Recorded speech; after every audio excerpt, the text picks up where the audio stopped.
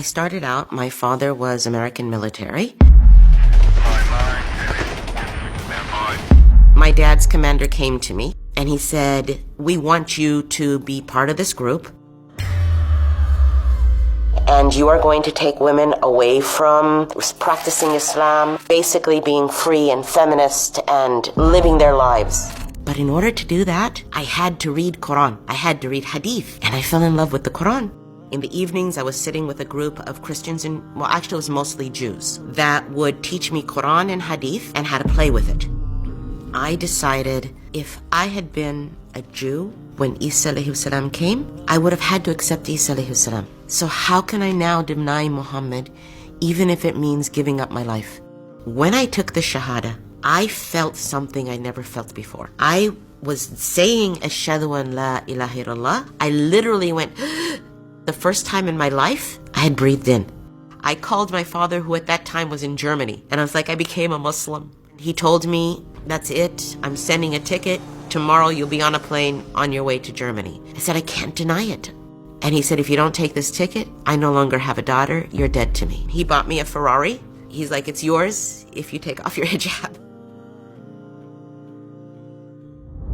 Assalamu alaikum, Sister Sharifa Carlo Al-Andalusia. Welcome to our interview. Thanks for accepting our invitation. I want to start with, who is Sharifa Carlo Al-Andalusia? Can you tell us briefly about your life? Wa alaikum salam wa rahmatullahi wa barakatuh. I started out, my father was American military, so I was born in Germany. And from Germany, I traveled around the world with my father. Essentially, I went to 13 schools in 12 years. I think that my growing up the way that I did left me open to new ideas, left me open to new cultures. After that, I went to the university, and it was before I went to the university that the path to Islam began. I started international relations. Then I quit that because I became a Muslim. I became Muslim at the age of 21. Then I did a degree in English. I did another bachelor's in science. I did a master's in composition and rhetoric. And my PhD is artificial intelligence, linguistic aspects. Also, I did an ijazah in Islamic studies so that I could teach Islam. And that's basically,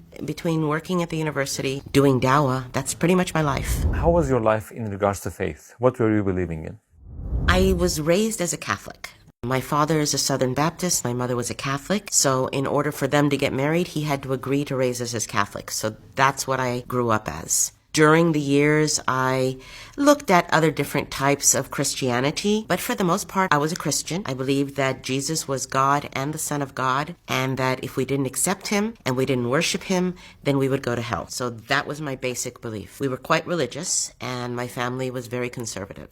The idea of God always resonated with me. At some point, I started to ask myself questions, and I even went to a Christian priest, a Catholic priest, and I asked him about the concept of the Trinity because it was very strange and it was hard to intellectualize. I'm a very logical, intellectual type person.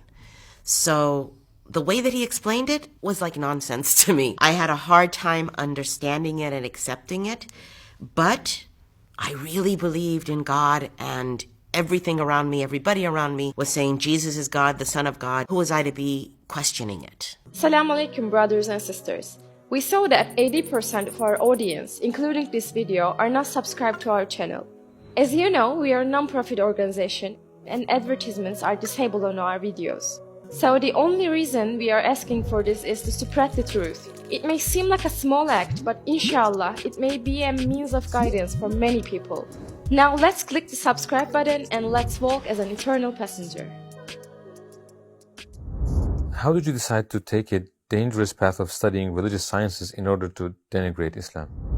Okay, well, I didn't think of it as dangerous when I was doing it. And in high school, my dad's commander came to me and he said, look, we know your family, we know your position, we know that you are really good at debating and talking to people and convincing people, and your grades are good and you're a good Christian. So we want you to be part of this group, and you are going to take women away from practicing Islam to basically being free and feminist and living their lives. So my mentality was, these poor women. I really had no clue what Islam was. I'd never really studied it or learned about it. In school we have the classes, In our book in high school, it said that Muhammad was an epileptic and he would have epileptic fits. He would get drunk, and it was just horrible stories that were not true. So I really didn't know anything about Islam. So I thought Muslim women are backwards. They don't know the real life. And that's what motivated me. I wanted to fix them. I wanted to save them. They knew that taking people away from Islam is very difficult. But to make them weak Muslims was easy. I remember once I was having a conversation with the daughter of a general. And it was in the 1970s when the Iranians took over the American embassy and they were holding them captive. And I was like, why don't our fathers just go over there and destroy all of them? And she said, I was just asking my father that last night. And what he said was that with most people, it is the fear of death, the fear of annihilation that keeps them in control, and America's able to control them that way. But when people practice Islam, they don't fear death, so you can't control them. I remembered that later when I became a Muslim. I was like, oh, now I get it. What types of dangerous situations did you encounter during your participation in this organization, and how did you deal with them? As I said, I never dealt with any danger. I never even finished with them. I was in my third year of the university, and while I was in the university, I was learning about Islam in the evenings. During the day, I had my normal classes in international relations. In the evenings, I was sitting with a group of Christians actually it was mostly Jews, that would teach me Quran and Hadith and how to play with it. In the Quran, it says to take your veil and to put it over your bosom. Well, it doesn't say over your head. It says over your bosom. So if you wear a shawl, you're doing what the Quran says. So somebody who doesn't have a lot of knowledge of Islam and doesn't know that the women were already covering their head and it was just fixing the hijab, not that they didn't have to cover their head, it'd be easy to misguide them. So they were teaching me to do these types of things. But in order to do that, I had to read Quran. I had to read Hadith. And I fell in love with the Quran. I never made it out of the university even, because in my third year, I became a Muslim. I know the man who recruited me, and I knew the professors that I was working with, nobody else. All I know is they were paying for everything, and they had already set up my job in the American embassy for when I graduated with the international law. So maybe like 7 years down the line. What's the organization's biggest goal in teaching their members the Quran and Hadith to the point where they can manipulate the Quran and Hadith and change the minds of the Islamic community?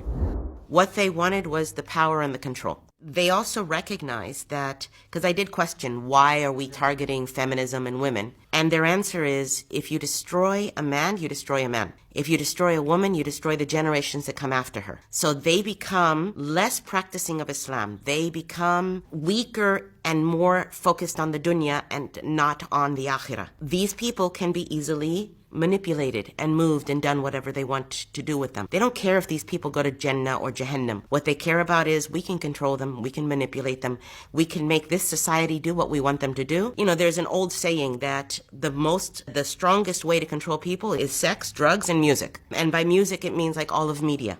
So utilizing these things, you keep people doing what you want to do or focused on life, so the ones in power can do whatever they want to do. And you don't notice it and you don't care because you're focused on, I need this car, I need to be beautiful, I need to, like now, I need the likes, I need whatever it is that I need that is dunya oriented. So what changed in you? Can you tell us about the first changes in your heart's warmth towards Islam? The first thing, as you're reading the Quran, it is so logical. The Quran makes sense. When you're sitting there and reading it and looking over the verses, you're understanding there's only one God. This God doesn't have a child. This God is omnipotent. This God is everything that you may need in a God, everything that you would think is a God. It made sense. Nobody could answer the questions when I asked them about this Trinity. So it really appealed to my sense of logic. That is why when I was starting to learn it and it started to appeal to me, I decided to take classes in Christianity to make myself a stronger Christian. I'm taking the classes in Christianity. I go into the class. It's a Harvard graduate professor. He's like 80-something years old. He is very well known as a theological scholar for Christianity. And I said, okay, he's going to teach me the Old Testament, the New Testament from the original. We studied the Greek, the Hebrew, the Aramaic, the Latin. And the first thing he did in class, he picked up a copy of the Bible, the King James Version, in English. And he said, take this and throw it in the trash. My heart froze. And then he said, Jesus didn't speak English. And then he took us back. Turned out that he was a Unitarian, meaning that he believed that there was only one God and that Jesus was a prophet. Subhanallah. Still a Christian, but because of all the things he had studied,